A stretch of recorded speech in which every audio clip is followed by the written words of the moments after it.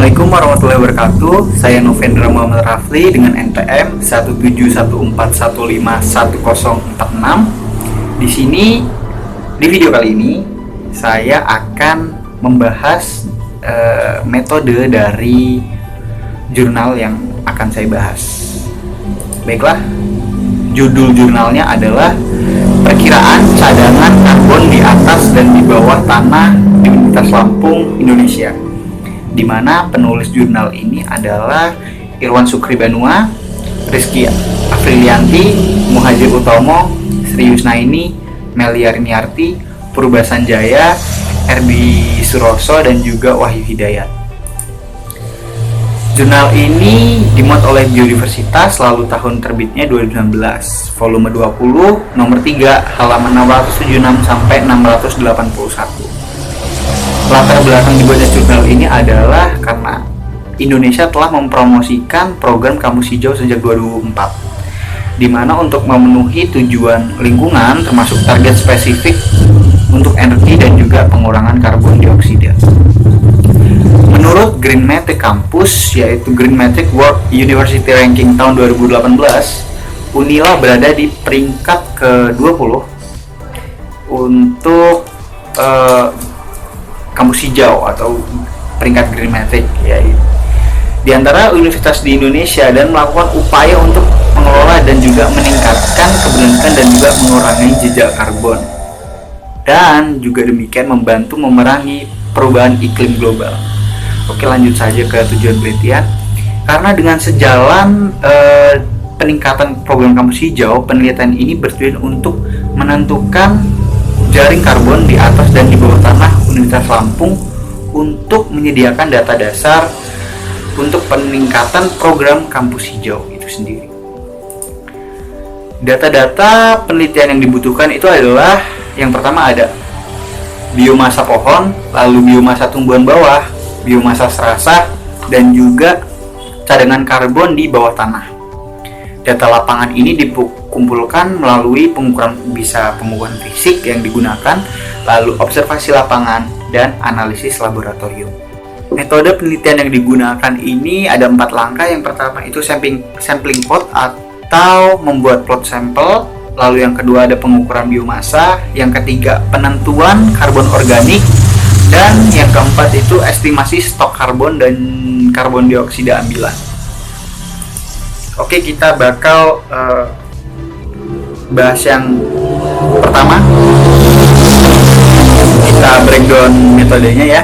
Yang pertama itu adalah membuat sampling plot, di mana setiap daerah pengamatan ini menggunakan metode sensus, yaitu untuk pengukuran biomasa pohon. Lalu untuk plot pengambilan sampel destruktif untuk tanaman bawah seperti semak, herba, dan juga rumput. Nah, plot sampel ini dipilih menggunakan metode stratified random sampling. Nah, untuk plotnya sendiri, jumlah plotnya sendiri itu terdiri dari 140 plot yang ada di Universitas Lampung,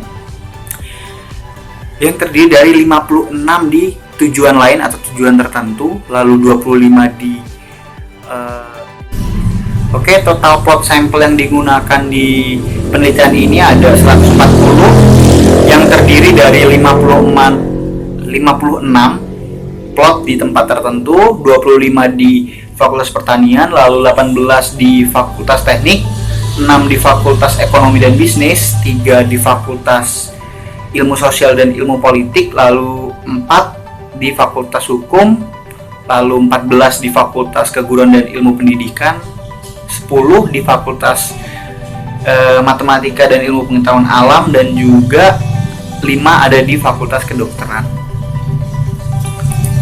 Kemudian untuk metode ataupun langkah yang kedua itu adalah dengan pengukuran biomasa, di mana untuk memperkirakan biomasa pohon ini digunakan diameter setinggi dada dihitungnya, dan masing-masing tinggi pohon juga diukur di setiap area pengambilan sampel.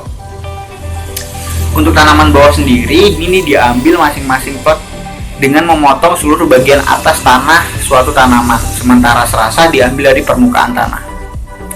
Sampel tumbuhan bawah dan tandannya yang baru ini dikumpulkan kemudian ditimbang untuk penentuan berat basah atau di sini berat segar ya. Sampel lalu dikeringkan dengan oven pada suhu minimal 80 derajat Celcius selama 24 sampai 48 jam hingga beratnya konstan. Nah, untuk persamaan atau rumusnya ini untuk pengukuran karbon ini dapat dihitung dengan menggunakan rumus, yaitu berat kering dari biomasa ini yaitu over dry weight of subsample dikali total dari berat basah, total fresh weight, dibagi dari berat basah subsample atau fresh weight of subsample. Lanjut, untuk selanjutnya adalah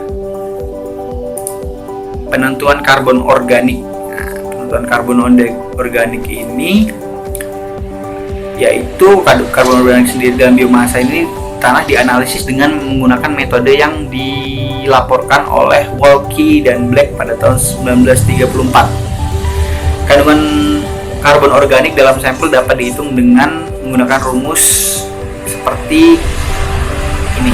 Organik karbon atau persenannya ini, karbonnya itu B dikurang S dikali 0,0006 per M kali 100, di mana B adalah volume larutan besi yang digunakan dalam titrasi kosong dan S adalah volume larutan besi yang digunakan dalam titrasi sampel. Lalu M sendiri adalah massa sampel dalam gram yang digunakan dalam analisis. Selanjutnya yang terakhir adalah estimasi stok karbon dan juga karbon dioksida ambilan. Nah, di stok karbon ini dihitung dari data kandungan karbon organik menggunakan persamaan. Yang pertama ada dua persamaan di sini. Yang pertama itu persamaan untuk mengetahui stok karbon, dan juga yang kedua ada karbon dioksida serapan dihitung dari stok karbon menggunakan persamaan ini. Itu ada dua rumus di situ. Yang pertama ada untuk menghitung karbon stok, dan yang kedua ada untuk menghitung karbon dioksida ambilan. Nah, setelah 4 langkah yang dilakukan tadi, kemudian data-data dari metode tersebut akan dilakukan analisis data, di mana analisis data ini menggunakan perangkat lunak SPSS versi 17. Oke, terima kasih buat yang sudah memperhatikan dan juga sudah nonton video ini supaya dapat mengambil apa yang bermanfaat. Terima kasih. Sebelumnya saya tutup. Assalamualaikum warahmatullahi wabarakatuh. Jangan lupa ditonton ya. Udah ditonton. Jangan lupa di like, di komen, dan juga berlangganan. Terima kasih. Bye.